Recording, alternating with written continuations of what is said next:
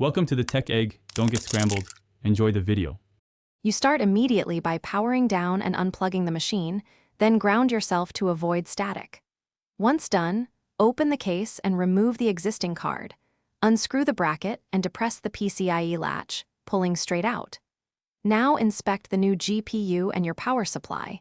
Make sure the PSU provides the necessary 6/8-pin cables and sufficient wattage. You should also clear any obstructing cables and set the new card on a static-free surface, so you can align it properly for the next step.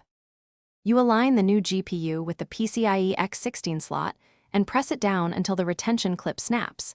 That click matters because an unseated card can cause no boot or artifacting. Once seated, route and attach the PCIe power connectors snugly. Avoid forcing incompatible adapters and prefer direct PSU cables. After securing the PCIe bracket screws, tidy cables to maintain airflow and close the case. Make sure fans are unobstructed and that any case fan orientation supports exhaust or intake as intended. You power on and enter BIOS to confirm the motherboard detected the new GPU, setting primary display to PCIe when necessary.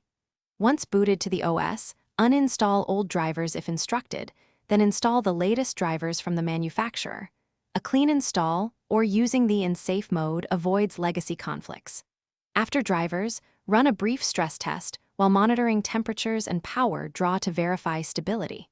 If anything goes wrong, the single most useful tip is to reseat power cables and the card, then test with a... Thanks for watching. Consider subscribing if I helped unscramble your problems.